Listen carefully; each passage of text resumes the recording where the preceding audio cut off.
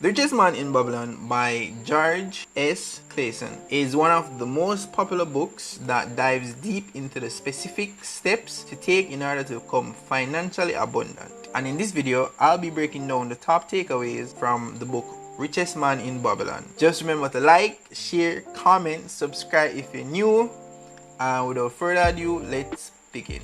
Takeaway number 1. Pay yourself first. Keep 10% of thine earnings. Alright, let's give an example. Let's say you work and make $1,000. Is that $1,000 yours? Not really, because you have expenses that eat away at that. And the first chunk comes from taxes, which is between somewhere in the ballpark of 30 to 40% of your earnings. There might be other ways to reduce it, but I am no tax expert, so I will leave it at that. But now that we have your real amount, which is somewhere around $600 to $700, I am going to just split it in the middle and say $650. With that said, before you pay your rent, buy food, you go to parties, the book recommends that you set aside 10% of thine earnings for oneself. This means out of the $650 that you would have, $65 should be set aside for your saving, which eventually should turn to investing. If not, you will fall into the cycle that most persons fall in, which is pay for everything else and then invest the rest. But by then, more times often than not, they'll be broke by the time they pay for the clothes they wear, the transportation, the entertainment, and whatever other expenses that comes along the way before even considering to invest. If you have nothing to show for the past month or the past year, then you might as well be a modern day slave, because you are working to pay everyone else except yourself. If you were at $1,000 and just saying two of the biggest expenses that you have, which is rent and tax, and let's say you pay $350 in taxes and $250 in rent, you would have worked 20 hours out of your 40-hour work week for the taxman and your landlord. If you think about your expenses as you slaving away for someone else, it will be easier to control your cravings for spending. In the book, it says save 10% of your income in order to ensure that you pay yourself first before you slave away for everyone else. Takeaway number 2. Men of actions are favored by the goddess of luck. When you see successful persons like Usain Bolt, Elon Musk, or Leonardo Messi, you might think they are all lucky and might claim several factors why you aren't in the similar position as them. And some of these may be, oh, this person has talent, or they met the right person at the right time, or they were born into it. And yeah, this might be true in some cases, but in majority of the cases, it's not. However, what does bring them all together is the fact that they take action. Let's give you an example. Two players of a football team. One name is Rick and one is Pete. They are always being benched when it comes to the big matches. Both these players have equal weight, height, and skill level.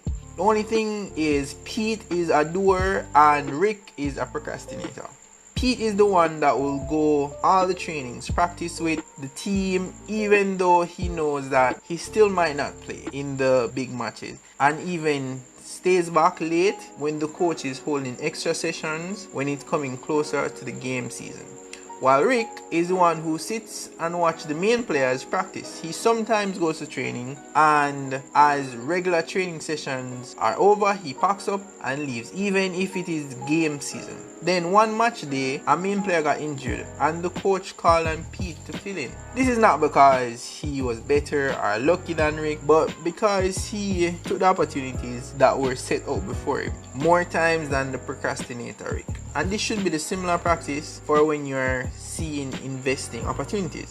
You might get some, you might miss, but the consistent effort to pursue them, that is what is important. Takeaway number 3. Wealth is not a matter of income. Control your expenses and develop the ability to differentiate necessary expenses from mere desire. Let's picture this scenario. John makes $1 million a year and Tom makes $50,000. But at the end of the year, they both have $0 in their bank account. Why is this so?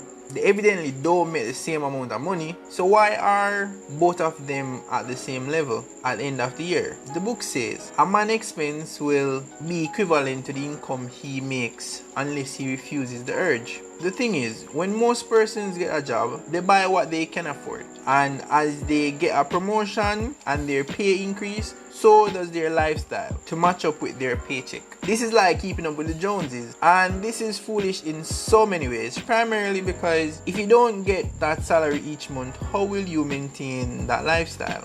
This will then tie you down to your job, because even if you want to quit your job, you will want to maintain that lifestyle and you will stay and eventually probably get miserable at your job. Or even if you want to change your job, you might not want to risk the fact that it might not work out for you somewhere else. So if your boss says go and clean the toilet for the third time this week, and you know deep down you want to tell him to go fuck yourself, you think about the cars and the boats and the houses that you have acquired through this job, and then you're like, yes sir, that would be lovely right away. And no matter who you are, you must understand that you live under the principle of income minus expenditure equals saving, and that's financial law. Takeaway number 4: act when the time is right. There's this thing, most times life doesn't talk to you, it just pushes you around, and each push is life saying wake up. Great opportunities are rare, and especially when it comes to the personal finance, this means sometimes you'll have to cut your expenses to make them happen. This can be something as simple as skipping out on a few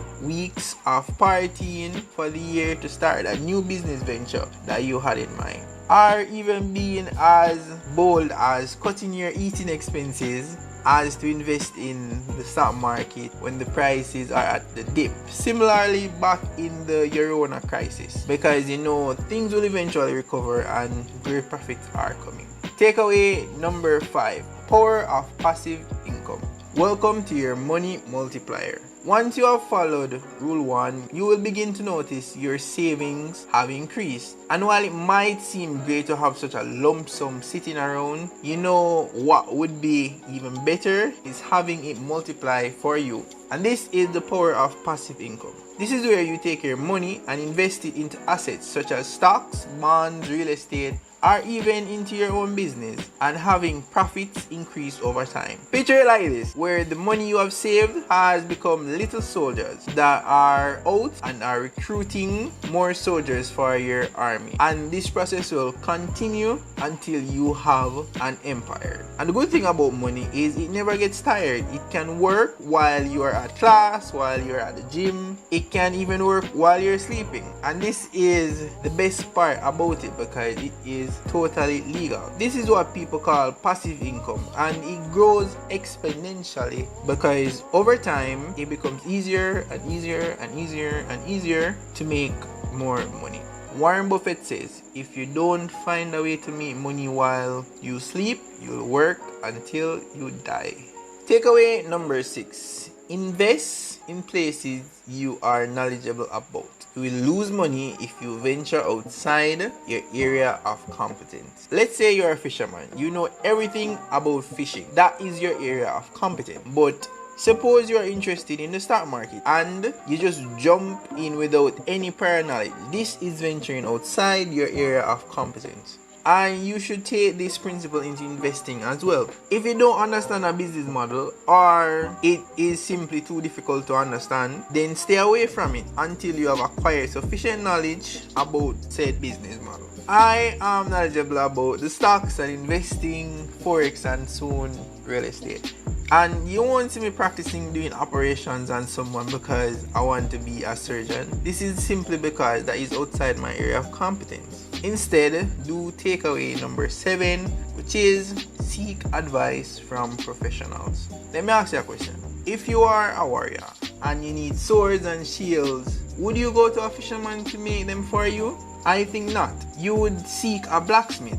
And this is why seeking professional advice is vital. Because if you do decide to ask the fisherman to make the shields for you, there is a high possibility that you will not come back from that war alive, if it was the shield that was supposed to save your life. And in investing, it is the same thing. Seek advice from those who are already doing what you are interested in. So if you are interested in investing, seek advice from a financial advisor in order to get all the information needed. If you are interested in real estate, seek advice from a landlord or a realtor. It is that simple, because when done right, you not only acquire the knowledge about the field they are in, it also helps to reduce your risk and helps to prevent losses because they have been on that road before. Takeaway number 8: guide your money from fatal losses, because you will lose money if you force it to make impossible earnings or put your faith in tricksters or in his own inexperience. If you have been following my channel from the start, you would know I made a similar mistake where I got scammed. You should go check that out, by the way. But the meat of the matter is, don't give your money to someone who says, oh, I can multiply your money within weeks. It's almost guaranteed that it is a scam. And if you are not educated in the field you are venturing in or you want to venture in, then don't quickly venture into it and put your trust in some random stranger or your friend in some cases. And as I said earlier on, venture where you are educated, and if you lack the knowledge, seek help. If not, you will lose money due to your ignorance. Takeaway number 9: keep learning. Develop your ability to earn more while learning to build and sustain wealth, as this is more important than being mere wealthy. This is why there's a saying, money without financial education is money soon gone.